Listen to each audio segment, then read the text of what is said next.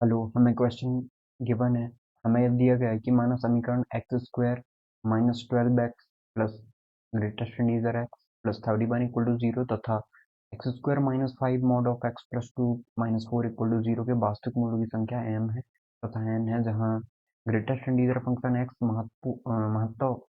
महत्तम पूर्णांक is less than equal to x है। तो M square plus M N plus N square बराबर होगा, आपको बताना है। ठीक है, तो हमें बोला गया है कि इसके वास्तविक मूल की संख्या जो है वो m है, इसके वास्तविक मूल की संख्या जो है वो n है।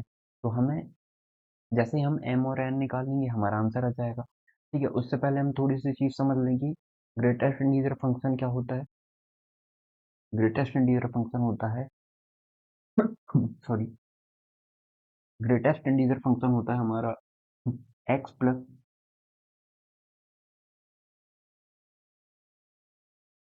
यदि हम इसको अरेंज करें ना ग्रेटेस्ट इंटीजर फंक्शन, सबसे पहले मैं आपको फ्रैक्शनल पार्ट बता देता हूँ।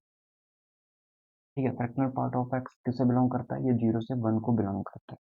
ठीक है, अब एक्स की वैल्यू क्या होती है, एक्स की वैल्यू होती है ग्रेटेस्ट इंटीजर एक्स प्लस में fractional part of x. Fractional part जितना होगा और एक्स जितना होगा वो एक्स आ जाएगा हमारा। ठीक है, तो 0 से 1 के बीच में होती है, जैसे हमने कहा कि ये 0.5 है। ठीक है, तो कितना आ जाएगा, 0 आ जाएगा। अब एग्जैक्ट एक्स निकालना है कितना है, तो इस पे हम देखेंगे कि इंटीजर पार्ट कितना है इसका और इसका फ्रैक्शनल पार्ट कितना है, 0.5। ठीक है, फ्रैक्शनल पार्ट 0.5 है, इसको सॉल्व करेंगे। इसे सॉल्व करोगे तो 0 आ जाएगा, इसे सॉल्व करेंगे 0.5 आएगा, तो हमें एक्स की वैल्यू मिल जाएगी। तो इस तरीके से आप आई होप रिलेट कर पा रहे होगे। तो ग्रेटेस्ट इंटीजर की वैल्यू निकालनी, वो कितनी आ जाएगी इसके। ठीक है, अब हम ये वैल्यू रखते हैं तो एक्स स्क्वायर माइनस 12x जो इक्वेशन हमें गिवन है प्लस 31 इक्वल टू में 0। अब यहाँ पे हम वैल्यूज रखते हैं तो ये एक्स स्क्वायर है माइनस का 12x है प्लस का, यहाँ पे रख सकते हैं हम x माइनस का greatest integer X plus 31 equal to में 0। ठीक है, तो एक्स स्क्वायर माइनस का 12x प्लस का x माइनस का 11 है, माइनस का ग्रेटेस्ट इंटीजर है, तो एक काम करते हैं इसे उस तरफ भेज देते हैं। तो प्लस का 31 इक्वल टू में पॉजिटिव ग्रेटेस्ट इंटीजर एक्स, ये आ गया। ठीक है, तो अब हमें पता है कि जो ग्रेटेस्ट इंटीजर एक्स होता है वो हमेशा कैसे होता है, 1 से छोटा होता है।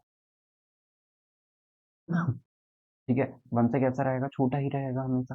तो हम बोल सकते हैं कि x square minus 11x plus 31 is less then 1।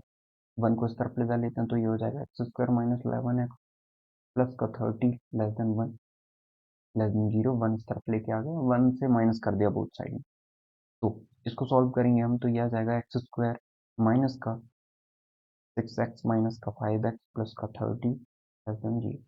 X minus 6 x common निकालेंगे तो -5 कॉमन निकालेंगे तो भी x माइनस 6 बचेगा लेस देन 0। तो एक रूट आ गया x माइनस 6, एक आ गया है factor x minus 5 less than 0। बाय बेबी का मेथड यूज करें हम तो एक 5 ये 6 ये प्लस इनफाइनाइट ये minus infinite plus minus plus. अब हम चूंकि इसका साइन इस तरफ है तो नेगेटिव वाला कॉन्सिडर होगा, मतलब 5 6 कॉन्सिडर होगा। ठीक है, ये होगा 5 6 कॉन्सिडर। अब हमें पता है कि यदि रूट जो है वो कितना आ रहा है 5 और 6, जहां पर हम बोलेंगे कि हमारा यहाँ पे ना इसके बीच में वैल्यू मिलने वाली। ठीक है, इसकी ये जो रूट आए हैं उसकी 5 और 6 के बीच में वैल्यू मिलेगी।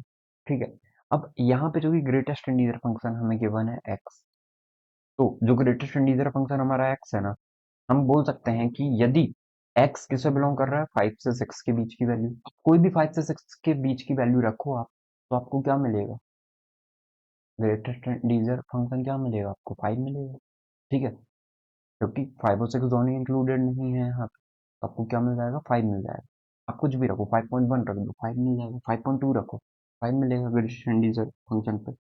ठीक है, तो अब हम सॉल्व करते हैं इसको, 5 रख देते हैं एज इट इज हमारी इक्वेशन पे, तो माइनस का 12x प्लस का 5 प्लस का 31 इक्वल टू 0। तो ये हो जाएगा माइनस का 12x प्लस का 36 इक्वल टू में 0, माइनस का 6x माइनस का 6x प्लस का 36 इक्वल टू 0। तो हम तो इसे x माइनस सिक्स का होल स्क्वायर भी बोल सकते थे sir. x minus x common निकालेंगे, x माइनस सिक्स बचेगा अंदर, माइनस का 6 कॉमन निकालो, x माइनस सिक्स बचेगा इक्वल टू 0। ठीक है, यहाँ पे जो हमारी वैल्यू है वो कितनी आई, x माइनस सिक्स का स्क्वायर भी बोल सकते हैं इक्वल टू 0, या x की वैल्यू 6 आ गई। ठीक है, ओके। लेकिन हमें क्या बोला गया था कि x की वैल्यू 5 और 6 के बीच में होनी चाहिए, लेकिन जो हमने पहले देखा है उस पे तो इंटरवल हमारा 5 से 6 के बीच में है, जहाँ पे 6 इंक्लूडेड नहीं है, तो इनका इंटरसेक्शन कुछ भी नहीं आएगा, मतलब 5 आ जाएगा। तो हम बोलेंगे कि m जो होगा, नंबर ऑफ रूट जो होंगे हमारे वो 0 हो जाएंगे। ठीक है, m कितने हो जाएंगे, 0, मतलब कोई रूट पॉसिबल नहीं होगा इसका, क्योंकि 5 से 6 के बीच में होना था, वो तो कंडीशन सेटिस्फाई नहीं हो रही है, मतलब m इक्वल टू 0। अब नेक्स्ट देखते हैं, हमें इक्वेशन क्या गिवन है, एक्स स्क्वायर माइनस का 5, फिर x+2, 1 सेकेंड, फिर माइनस का 4 इक्वल टू 0। ठीक है, ये गिवन है हमें। तो अब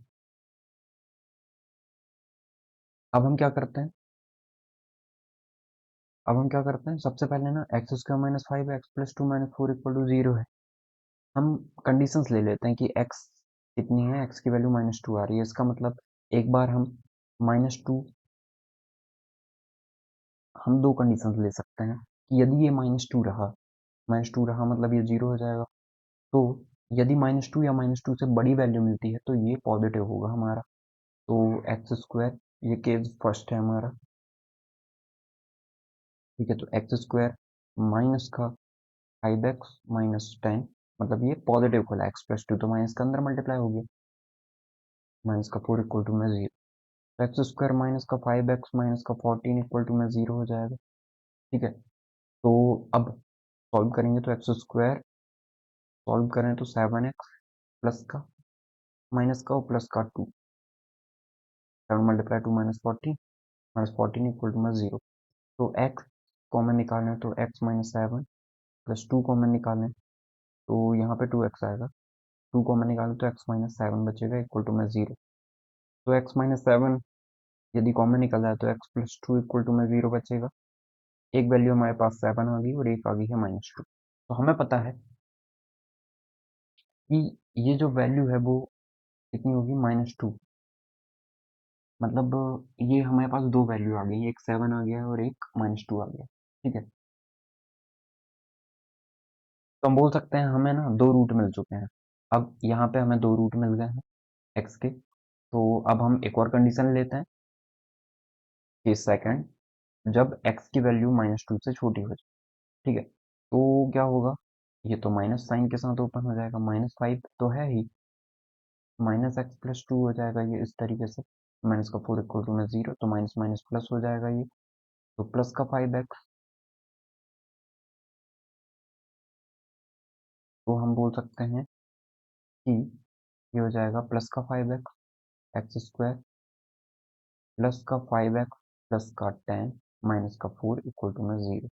एक्स स्क्वायर प्लस का 5x माइनस का प्लस का 6 इक्वल टू में 0। एक्स स्क्वायर प्लस का 3x प्लस का 2x प्लस का 6 इक्वल टू में 0। एक्स कॉमन निकलेगा, x प्लस 3 बच जाएगा, 2 कॉमन निकलेगा, x प्लस 3 बच जाएगा इक्वल टू में 0। यहाँ से वैल्यू आ गई हमारे पास -3, एक वैल्यू आ गई x की माइनस का 2। अब हम ये देखेंगे कि हमारी ये वैल्यू सेटिस्फाई करनी चाहिए। ठीक है, यहाँ पे हम देख रहे हैं कि -2 से वैल्यू छोटी होनी चाहिए, लेकिन ये -2 आया, मतलब ये कंसिडर नहीं होगा। ठीक है, x इक्वल टू -3, -2 से छोटी वैल्यू है तो बिल्कुल ये कंसिडर हो जाएगा।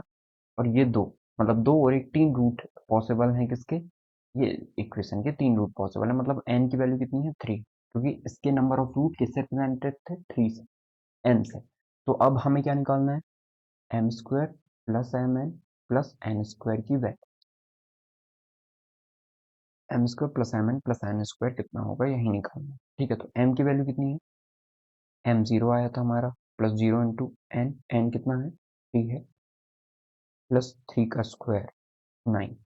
तो सॉल्व करेंगे तो ये तो 0 हो गई, तो 0 प्लस 9 मतलब 9 आ गया। 9 is the correct answer. I hope आपको क्लियर हुआ होगा कि हमने क्वेश्चन को कैसे सॉल्व किया है। तो हमारा जो करेक्ट आंसर है वो हो जाएगा 9। Thank you.